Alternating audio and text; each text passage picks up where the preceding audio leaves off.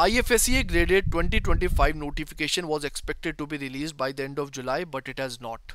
And there are different kinds of concerns and doubts among the aspirants regarding the reason of delay, and we do not have any kind of official information from the side of IFSCA regarding this delay with respect to notification. But let me tell you that this delay in notification is a kind of blessing in disguise.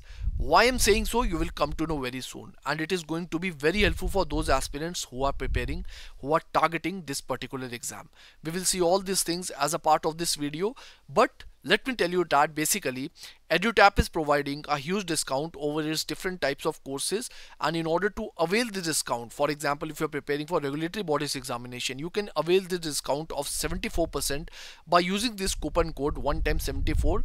That is valid from 8th of August till 10th of August. And in case if you want to download the decoded syllabus with respect to IFSCA, you just have to go to the link that is provided in the description box and you can download it from there. Now moving forward, let us see that whether this delay notification, does it have any kinds of, I would say, positive sides or not. And let me tell you, there are many. And the most important ones are, first of all, basically, you have got more time for your preparation. And this is the most obvious one also. The second is that we know that if you talk about PFRDA notification that was released very recently.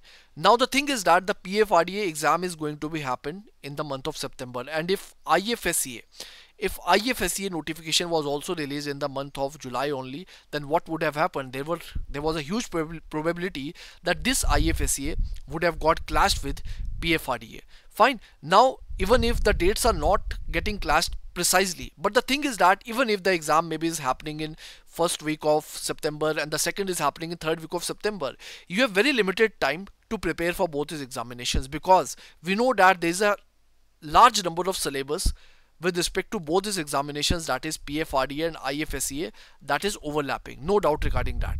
But there are certain non-overlapping areas also. Now the best part is that because of this delay in notification, what you can do, you can prepare these non-overlapping areas in the most effective manner. ठीक है, तो कहीं ना कहीं इन चीज़ों से आप ज़्यादा इफेक्टिव वे में डील कर पाओगे, और मैं तो कहता हूँ बहुत अच्छा हो रहा है कि अगर नोटिफिकेशन थोड़ा डिले हो गई है. ठीक है, और जो लोग हैं जिन्होंने PFRDA का भी फॉर्म भरा है और जो IFSCA को भी टारगेट कर रहे हैं या फिर अभी तक नहीं कर रहे थे, तो मैं कहूँगा कि आप कर लो, क्योंकि दोनों का सिलेबस बहुत हद तक ओवरलैपिंग है, और अगर आप एक के लिए प्रिपेयर कर रहे हो तो वो दूसरे में आपको बहुत ज़्यादा मदद करेगा. और एक बार मैं आपको सिलेबस कंपेयर करके दिखा देता हूँ. सो फॉर एग्जाम्पल फेज 1 का सिलेबस देखें. So look at here, you have English, counts, reasoning and I would से GA in phase 1 paper 1, and in here and over here also phase 1 paper 1 of IFSCA, the same syllabus is there, exactly same. Now what I want you to do, if you are prepared for, I would say, PFRDA, then the same level of preparation almost is required for IFSCA also.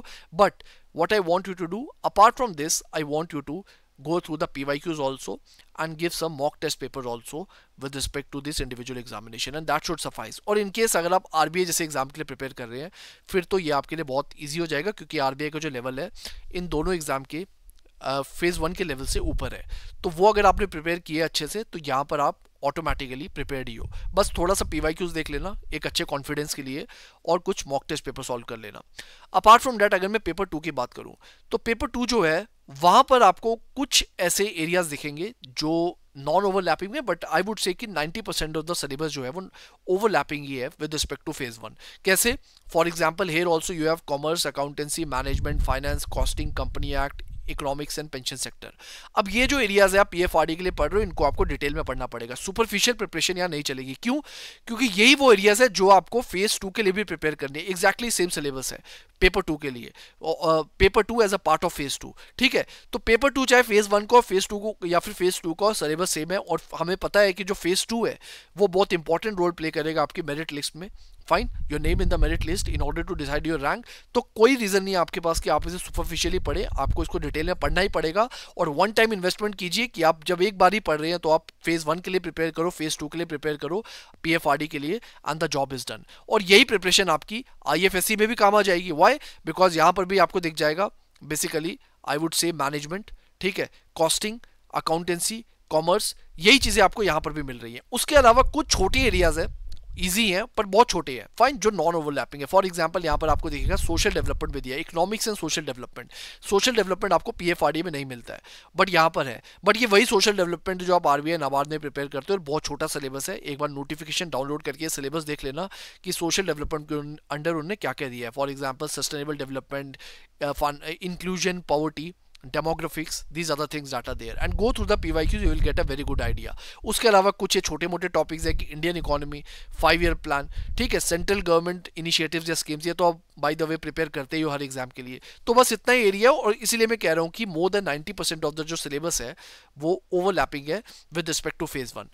अगर एक बार phase 2 की बात करें, phase 2 में English descriptive यहाँ भी है और यहाँ भी है, तो कोई मेजर चेंज नहीं है। If you talk about paper 2, मैंने आपको कहा था वही पेपर 2 जो आप फेज 1 के लिए प्रिपेयर कर रहे हो, वही पेपर 2 आपको यहाँ पर भी काम आने वाला है, ठीक है। तो ये एग्जैक्टली सेम सिलेबस है, एंड अगर आपने वन टाइम इन्वेस्टमेंट किया तो वही सेम एफर्ट्स आपके यहाँ पर भी यूज हो जाएंगे।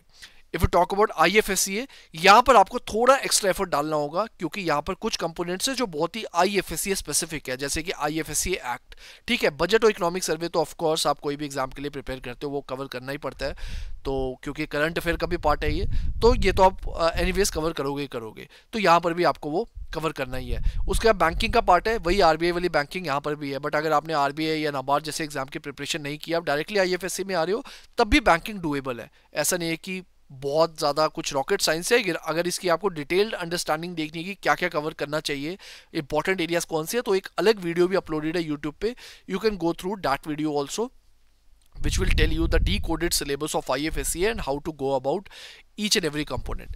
then कुछ ऐसे पोर्शंस है जैसे गिफ्ट सिटी हो गया, IFSCA हो गया, ये कुछ नॉन ओवरलैपिंग एरियाज है, ठीक है। इनको कैसे प्रिपेयर करना है अगेन इसी सेम वीडियो में मैंने डिस्कस किया हुआ है, आप इसे फॉलो कर सकते हो। But the crux is that basically अब जो नोटिफिकेशन में डिले आया है उससे आप बहुत ज़्यादा अच्छे वे में प्रिपेयर कर पाओगे इन नॉन ओवरलैपिंग एरियाज को, और आपकी प्रिपरेशन बहुत ज़्यादा आई वुड से एफिशिएंट हो जाएगी। So please take it as a blessing in disguise, and this is I would say a small reminder that I wanted to share with you. और मुझे पता है बहुत सारे लोगों को ये ऑलरेडी पता होगा, लोगों ने, आप सबने, मोस्ट ऑफ द स्टूडेंट्स ने ऑलरेडी प्लान कर लिया होगा, बट स्टिल कई बार ऐसा होता है कि जब हम चीज़ को सुनते हैं या जब हमें कोई चीज़ वही चीज़ बोलता है, तो कई बार इम्पैक्ट फैक्टर थोड़ा ज़्यादा हो जाता है हमारे माइंड में, और हम थोड़ा ज़्यादा डेडिकेटेड हो जाते हैं। और मेरा भी वही इंटेंशन है कि आप 100% दो अपने एग्जाम के लिए, और इन दोनों एग्जाम्स को अच्छे से टारगेट करो।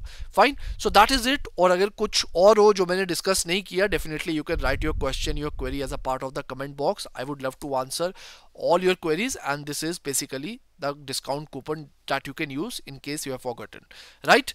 Now let me also show you that basically how EduTap can help you as a part of your preparation। So you just have to go to a website, और यहाँ पर कोर्सेज के section में जाना है, IFSCA PFRDA कोई भी खोल लो दोनों में से, और आप यहाँ पर देखोगे कि आपको कॉम्बो कोर्स मिल जाएगा with respect to IFSCA PFRDA।